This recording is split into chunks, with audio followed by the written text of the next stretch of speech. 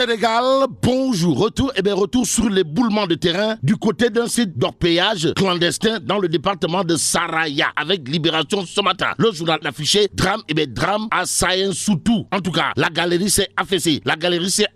Jeudi sur un groupe de femmes venues de Wortokhati pour chercher des pépites d'or afin de les revendre et subvenir aux besoins de leur famille. Et là, on peut lire dans Libération, Dalla Diallo, 28 ans, Lemane Sissoko, 14 ans et Fatou Sissoko, 18 ans, ont été ensevelis sous le sable pendant plusieurs minutes. Bon, malgré l'intervention de secouristes qui ont réussi à les déterrer après beaucoup d'efforts, elles sont décédées sur place. Que dire d'autre?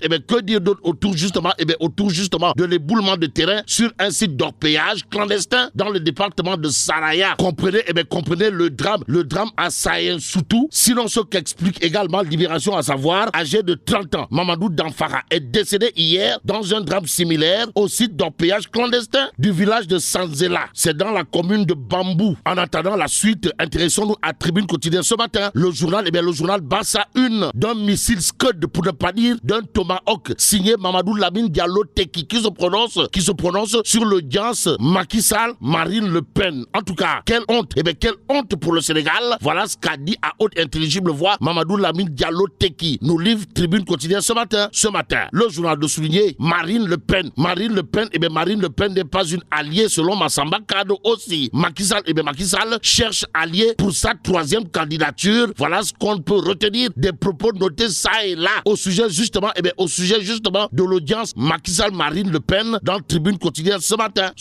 Sud Quotidien toujours à ce sujet de révéler audience supposée de Macky Sall au leader du Front National Marine Le Pen, fille de Jean-Marie Le Pen, Mimi Touré et le collectif Frappe France Dégage expriment leur regret. En d'autres termes, audience bobu Radim, voilà ce que semble dire Mimi Touré et le collectif Frappe France Dégage, mais dégager en touche l'actualité politique de l'heure, voilà ce que n'entend pas faire. Alors là, pas du tout faire Sud Quotidien ce matin.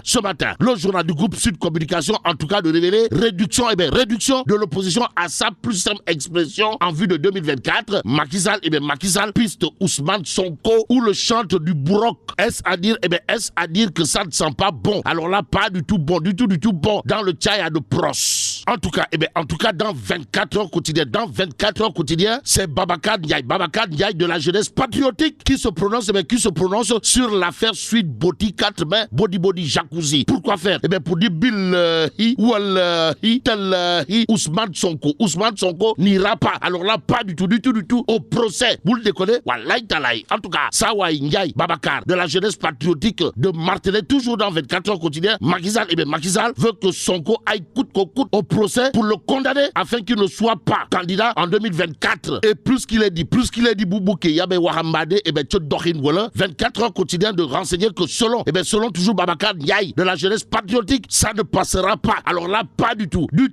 En tout cas, nous allons rester debout comme un seul homme et faire face et faire bouclier sur le projet et le président Ousmane Sonko. On est prêt à résister et on va résister par la force dans les mâmes. Babacar Ndiaye de la jeunesse patriotique Dixit dans 24 heures quotidien ce matin, Direct News au chapitre du Tontou du Forok de nous livrer que suite à la sortie de Ousmane Sonko, Mambay Nyang brocade à bout portant le leader de Pastef les Patriotes. De quoi s'agit-il? D'un contingent de Moutoubutou envoyé par Mambay Nyang dans le Tchaya de Pros. Au regard de ce qu'on peut lire dans Direct News ce matin, le journal de souligner Ousmane Sonko est dépourvu de projets politiques pertinents selon Mambay Nyang Sawaï. Monsieur le ministre du Tourisme n'use pas de la langue de bois avant de considérer à plus de titres dans Direct News toujours, il y aura bel et bien procès. Ceux qui lui ont fait croire au contraire l'ont trompé. Nettoyé Mambay. Waouh. Bon, c'est plutôt dans les bras d'Adji Sarr que Ousmane Sonko a librement échoué, a tenu à marteler Mambay Nyang dans Direct News ce matin. Le journal de souligner d'autres propos de Sawaï, à savoir sans projet pertinent pour le Sénégal. Il sort en plein couvre-feu prétextant aller se soigner alors qu'Adji Sarr n'est pas une soignante du Konakei. Bon, il a peur du procès parce qu'il sait ce qu'il attend, a tenu à dire également Mambay Nyang dans Direct News ce matin.